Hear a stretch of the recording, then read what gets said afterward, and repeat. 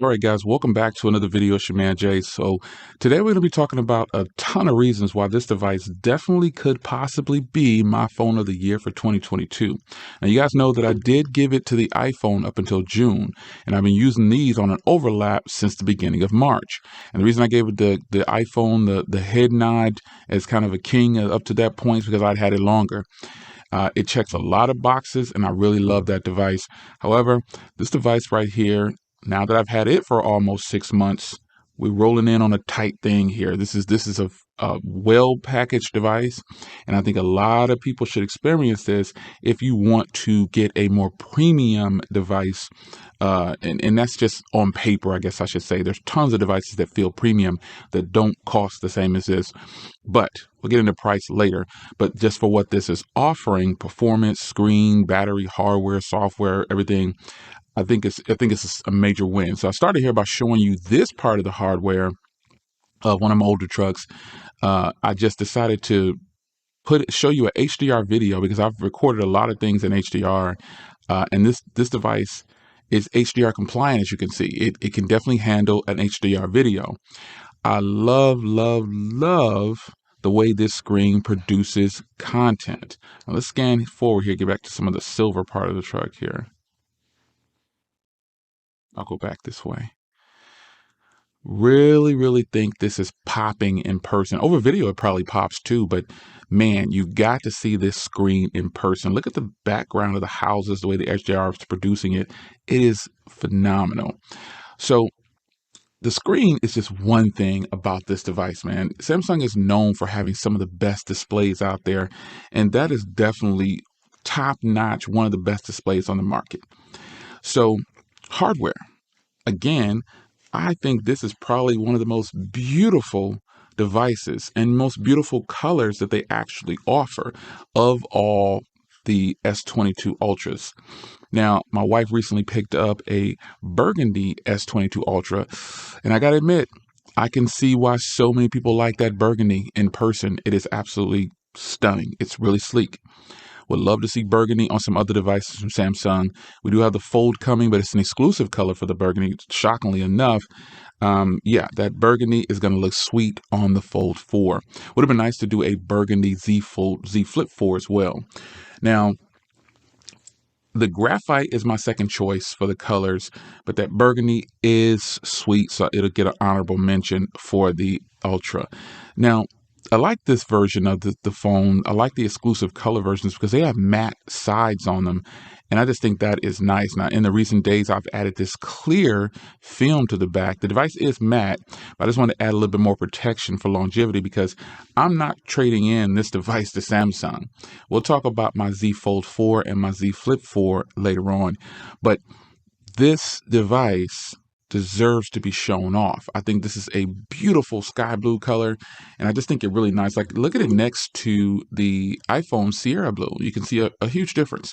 Now, again, this is matte, but remember I have that clear film on here now that I put on here. So ultimately, these are some beautiful colors, and I think this one really pops. Now, my gripe about this hardware is that it's super boxy. Now, that's nothing that I've been saying that since day one, so you should not be shocked by me saying that if that is one of my cons. But the fact that Samsung chose to integrate these two products, it's kind of frustrating. That we no longer have an official Galaxy Note line, and they choose to integrate with the S line. That's their choice. They're a company. They know what's selling. They know what's doing best. And obviously the S line is a top seller for them, so they decided to integrate. But nothing beats the functionality of the S Pen. It is just something that just cannot be beat. And the fact that I can store it away on a device speaks volumes of what Samsung can do. Now, this device packs a lot of software for having an S Pen. Over the years, we've seen the S Pen evolve into a ton of different things. Anyone know remember when the S Pen used to pop off from the side? I thought that was pretty cool. But you got to make change. So also, quick trivia. Do you guys know which one of these is the one I use the most? I say it in so many videos. You should know by now. Leave a comment down below if you know which one of these is my favorite, and I literally use it probably for the most for my S Pen. It's just the most popular one. For me, it is. I mean, but yeah, the S Pen. Some people I hear, they don't pull it out. They just don't use the S Pen. But that's a part of the hardware, folks. The S Pen should be one of the main selling points for you getting this device. Because if you don't use the S Pen, go back to the S21 Ultra, and you should get about the same kind of experience. The S21 Ultra was a great device. Still wish I had one today, and I could probably want to get one for collector's purposes, but you know how that goes. So the hardware on here, top notch. You've got stereo speakers, you got an IP rating. Obviously, you got the famous S Pen, you've got Type-C, you've got fast charging. Now, an area with the hardware that you can't see is the memory options. Now, I have the 512 gig version, but there is a terabyte version. And I was going to get the terabyte version, but I thought, and now I kind of wish I would have, because again, I'm not trading this bad boy off for nothing. This is an exclusive color, and whether it gains value or not later, I don't care. I just like this color. And so if they bring out an S23 Ultra and they bring another exclusive color, I'll probably only go with exclusive colors going forward. That might be my thing. But this is some of the best looking hardware, minus the square size, which is where phones like this come in that have a large display, but they're actually rounded on the corners, which makes it very easy to hold. And then you've got square round phones, which is this phone right here, the Pixel 6a. It's a square round phone. So it's got the square body, but it's got the rounded corners, which makes it feel phenomenal. So an area that I touch on a lot that is so sensitive is the battery. Now, the battery on here, battery life is always subjective. It's just what it is. You cannot. No, okay. Now let me retract that. I was going to say something, but I'm not going to say it because it's not factual. But some phones do have crappy battery. Let's just be clear, because the S22 is one of the worst phones on battery I have ever freaking seen. It is the worst. But this phone, however, is doing fairly well. I really love, and I don't base phones too much on screen on time anymore. I normally base it on the time I'm off the charger and what I'm doing during that time. But I do get, I guess, 5-6 hours of screen on time, maybe. I'm not really sure. That's pretty decent for me, up to 7 or 8, depending on what I'm doing. But I really genuinely enjoy this particular phone on battery, because I'm not really tracking, it like that anymore. Some days I get low usage, some days I get high usage, but overall, I do not have to keep this phone on the charger every day. At night, sometimes I just let it go. I don't even bother with it. If it's got 20%, I'll wake up with 15% sometimes. If I go to bed at 100%, I'll wake up at 94%, 92%. It's all different, because it depends on how many notifications I had coming in at the time. And then it also depends on if I had it plugged up the night. There's too many things that go into my battery life. And so I think 5, maybe 6 to 8 hours of screen on time is the best I'll probably get out of this device. And I'm perfectly fine with that. It lasts me a full 24 hours for the most part. On this particular charge, it says I'm going to get 22 and a half or something like that. In the end, this battery is definitely broken in for me having it almost 6 months now, and it's really good. So check out that photo I took of the moon the other night, by the way, while we lead into cameras. That is the moon was fully red that night, and I tried to run in the house and grab my phone, and by the time I got back out, within a matter of seconds, it was already dropping behind the clouds, but I still was able to get a shot. And so I'm going to load up here. I'm going to step right here so don't expose too much of my personal life. All right, so here's when I had taken, just not zooming in or anything at all. It's kind of grainy, so that doesn't really look good when you pinch and zoom in. But then when I get here, I start to get a little bit, the lights are my automatic lights came on. I didn't want them to be on. So I stayed still. And then they're shutting off here. And eventually I was able to get this shot zoomed in at 30 times. And I thought it was a phenomenal shot, just a beautiful shot. And later on, the next day, I think it was. No, actually, you know what? It was later on. I retract that. No, it couldn't have been. anyway, I took this photo at some point within a 2-day period of each other, I believe. This is 30 times zoom, and this is 100 times zoom. Now, whether Samsung is doing AI or not, I really don't care. I just think it's a cool thing to be able to do, and I have no quarrels with it because the cameras on here are absolutely phenomenal. They are good. I use these cameras a lot.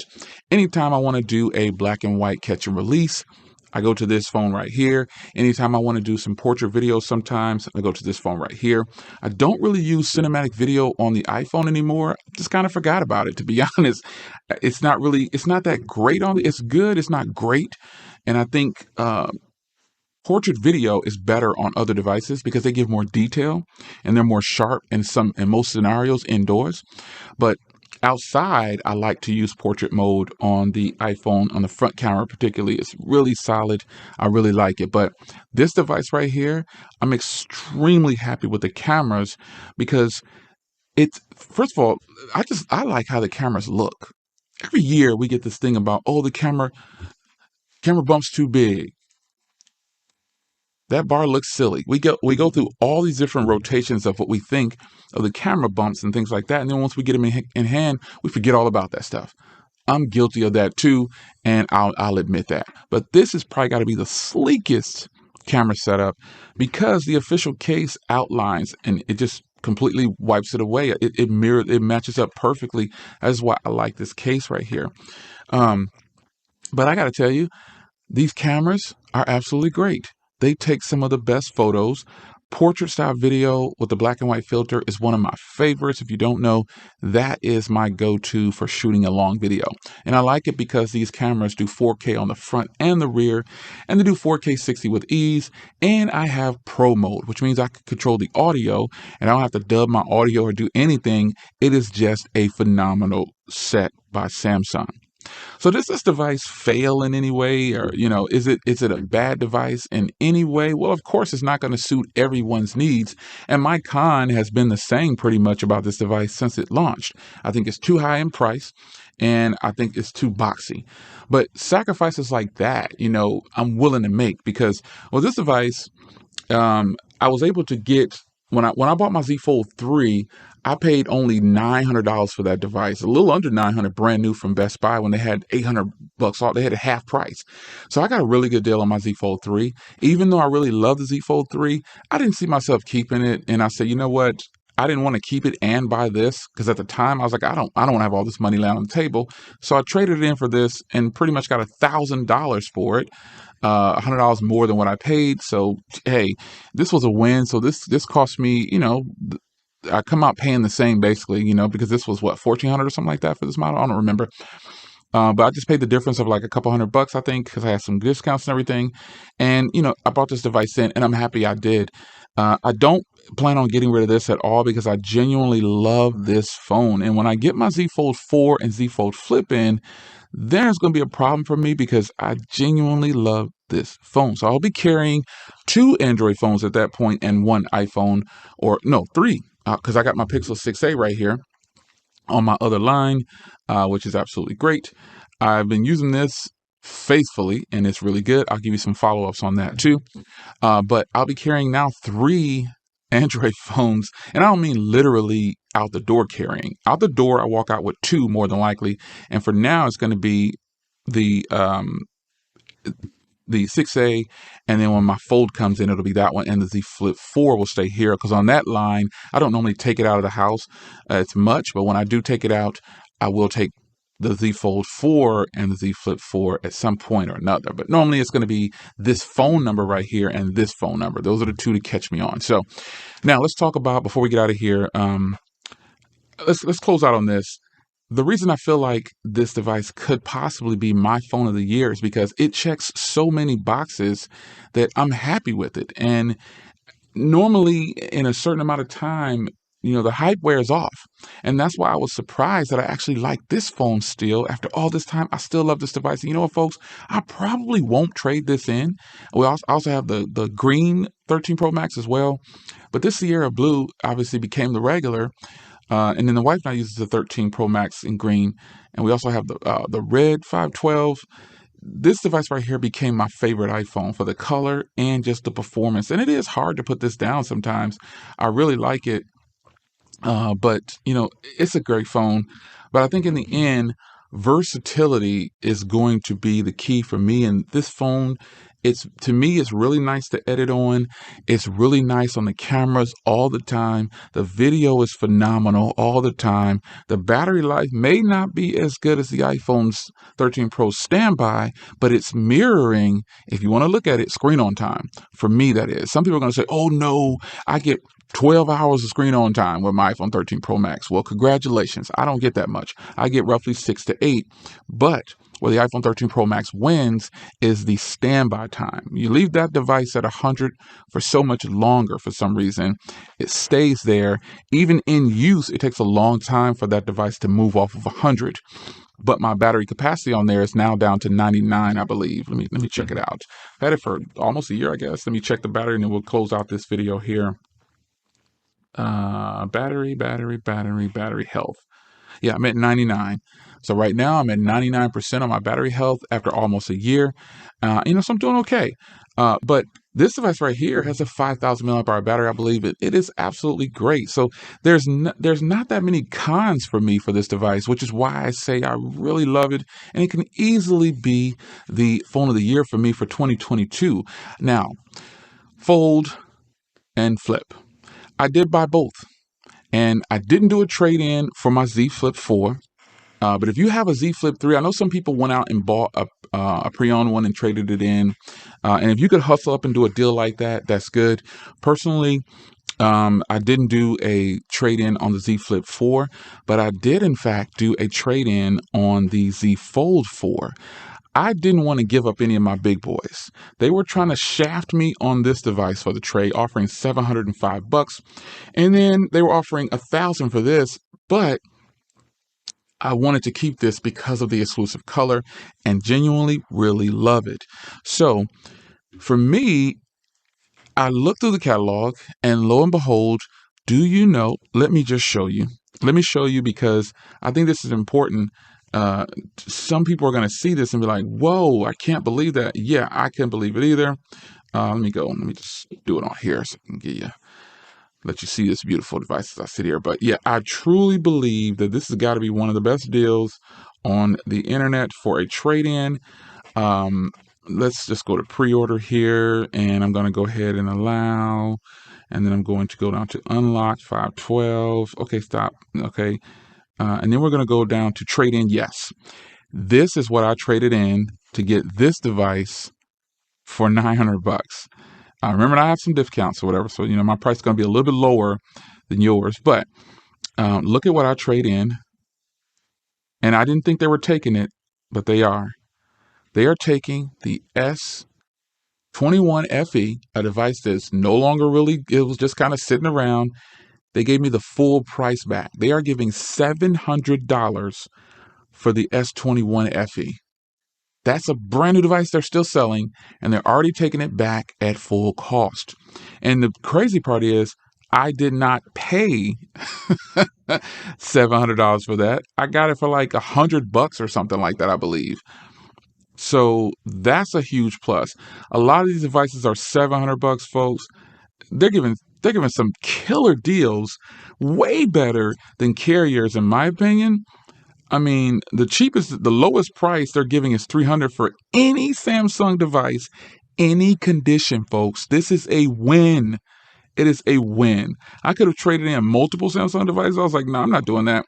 So I grabbed the S21 FE, and it is going bye-bye to drop my price down.